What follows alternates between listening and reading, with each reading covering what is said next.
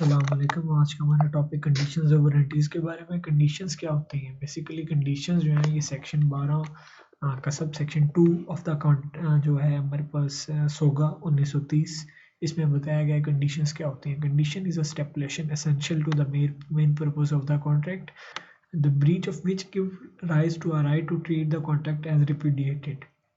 अब बेसिकली ये है कंडीशंस वो शराइत हैं जो कि बहुत ज़्यादा ज़रूरी हैं and they are essential very important to the main purpose of the contract. यानी कि ये कुछ ऐसी शराइतें हैं जिनके बगैर कॉन्ट्रैक्ट जो है अगर उसको आप कहीं ना कि हमने पूरा कर दिया तो या उसको हमने फुलफ़िल कर दी ऑब्लिगेशंस तो वो मुमकिन नहीं है। ये शराइत पूरी किए बगैर कॉन्ट्रैक्ट जो है उसके अंदर जो ऑब्लिगेशन है वो पूरी नहीं की जा सकती। कंडीशन के अंदर आपके पास जो आपकी एग्रीव्ड पार्टी होती है ना उसको एक ऐसा नुकसान पहुंचता है जो कि इरिपेरेबल लॉस होता है। इरिट्रीवेबल भी हम इसको कह सकते हैं कि ऐसा नुकसान पहुंच सकता है जिसका जो दूसरी पार्टी है वो अजाला नहीं कर सकती by giving the damages to the aggrieved party. Aggrieved party को डैमेजेस दे के या फिर उसको मकसद है वो पूरा नहीं किया जा सकता नुकसान।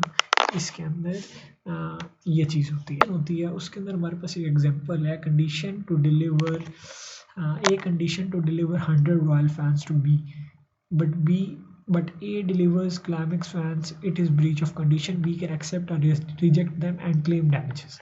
अब B के पास ये ऑप्शन होगी कि वो क्या कॉन्ट्रैक्ट को कैंसिल कर देता है या फिर वो डैमेजेस रिसीव करता है। कंडीशन में आ जाते हैं essential to the main purpose of the contract cause irreparable loss to the aggrieved party. The aggrieved party may rescind, cancel or withdraw the contract and recover damages. अब warranty की तरफ आ जाते हैं। सेक्शन 12 के सब सेक्शन 3 में हमें warranty की definition बताई गई है। Warranty is a stipulation collateral to the main purpose of the contract the breach of which give rise to a claim for damages but not to reject the goods and treat the contract as repudiated. इसके अंदर अगर warranty का breach होगा, पहले तो हम समझ लेते हैं वारंटी क्या होती है। वारंटी वो शराइत होती हैं, स्टिपुलेशंस होती हैं जो कि कोलैटरल होती हैं to the main purpose of the contract. यानी basically they are not essential या कह सकते हैं कि ये उसके साथ जुड़ी भी नहीं होती कॉन्ट्रैक्ट के साथ।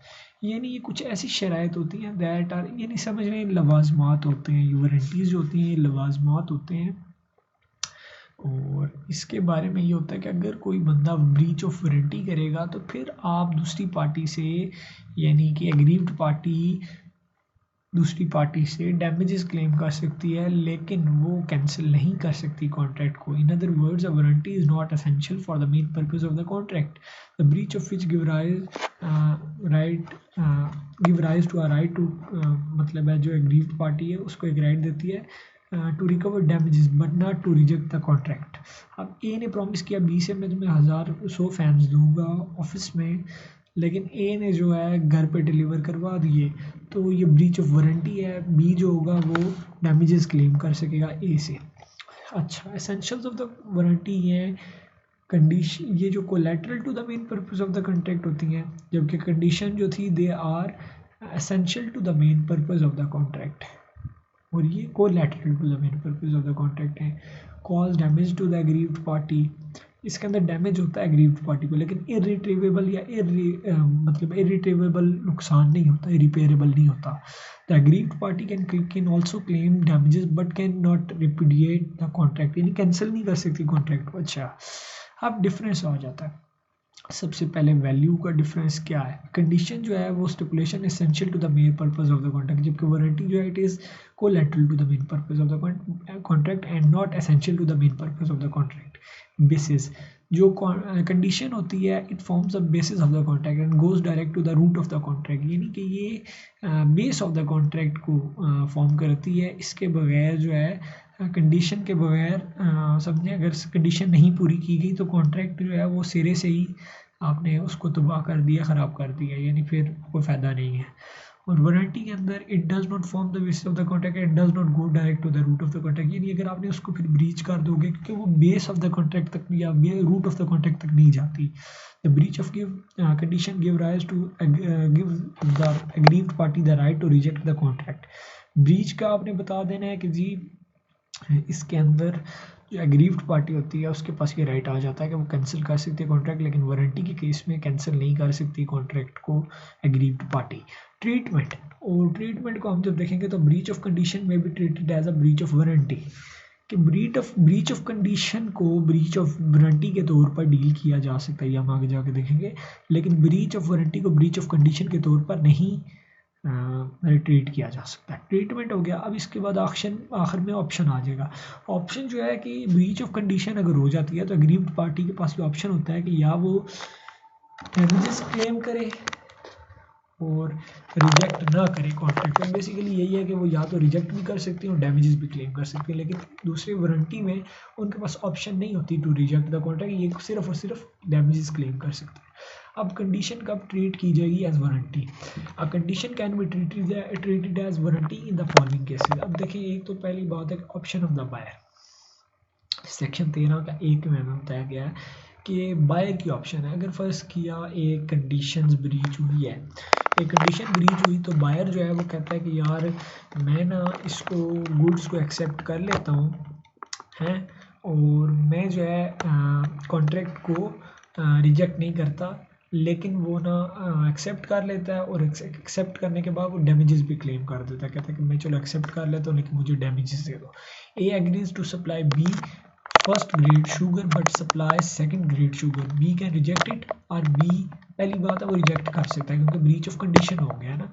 उसने कहा था मैं फर्स्ट ग्रेड शुगर दूंगा, इसने सेकंड ग्रेड शुगर दे दिया है, तो बी के पास ये राइट पहुंच चुका है, एग्रीव्ड पार्टी है उसके पास ये राइट पहुंच चुका है कि वो रिजेक्ट कर सकता है क्योंकि उसको उसकी चीज़ कंडीशन ब्रीच हो चुकी है, तो वो कॉन्ट्रैक्ट को रिजेक्ट कर सकता है। लेकिन बी के पास ये भी ऑप्शन है कि वो एक्सेप्ट कर ले second grade sugar and claim damages, acceptance of goods by buyer. अच्छा, सेकंड हमारे पास 13 के 2 में, सेक्शन 13 के 2 में हमारे में बताया गया कि when the buyer has accepted the goods and he, फिर जब उसने एक बार एक्सेप्ट कर ली तो फिर वो he can not reject them but can claim damages, यानी कि वो फिर बाद में जाके रिजेक्ट नहीं कर सकता क्योंकि उसने पहले एक्सेप्ट कर लिया। The buyer has accepted only parts of the good and the contract is indivisible, यानी ऐसा कॉन्ट्रैक्ट है जो डिवाइड नहीं हो सका, तो उसने पार्ट ऑफ गुड्स पहले खरीद चुका है, एक्सेप्ट कर चुका है, लेकिन तो फिर बाद में वो चाहे ही कि भाई मैं अब बाकी जो पार्ट रह गया है वो एक्सेप्ट नहीं कर रहा, हालांकि कॉन्ट्रैक्ट जो है इनडिविजिबल है, यानी उसको थोड़ा मसला तकसीम नहीं किया जा सकता, तो उसको फिर बाकी वाले भी एक्सेप्ट करने पड़ेंगे। लेकिन अगर डिविजिबल कॉन्ट्रैक्ट था तो बाकी जो होंगे रिजेक्ट कर सकता है वो गुड्स, जो उसने एक्सेप्ट कर लिए वो एक्सेप्ट कर लिए, बाकियों को वो रिजेक्ट कर सकता है। अच्छा, जैसे कि एक एग्जांपल थी ये Jackson versus Rotex motor car को, इसके अंदर हमें बताया गया कि जे जो था उसने कॉन्ट्रैक्ट किया आर के साथ, तो उसने कहा कि भाई मैं तुम्हें हॉर्न सेल करूँगा। हॉर्न्स जो थे वो 19 उसने सेल करने थे बाय इंस्टॉलमेंट्स, मतलब आस्ता आस्ता किस्तों में सेंड करने थे। आर ने एक एक्सेप्ट कर लिया और जो बाकी थे ना उसने वो बाकी रिजेक्ट कर दिए, क्योंकि उसने कहा कि एक एक्सेप्ट कर लिया है क्योंकि एक जो था वो डेंटेड निकल आया, तो बाकी उसने रिजेक्ट कर दिए। जे ने सू कर दिया for price for all horns, लेकिन फैसला ये हुआ आर रिजेक्ट कर सकता है क्योंकि उसने इंडिविजिबल कॉन्ट्रैक्ट है और एक एक्सेप्ट किया, बाकी के उसके पास इख्तियार है कि वो रिजेक्ट कर सकता है क्योंकि कंडीशन जो है वो ब्रीच हो चुकी है। अब एक्सप्रेस और इम्प्लाइड कंडीशंस में फ़र्क क्या होता है ये हम अगले लेक्चर में देखेंगे।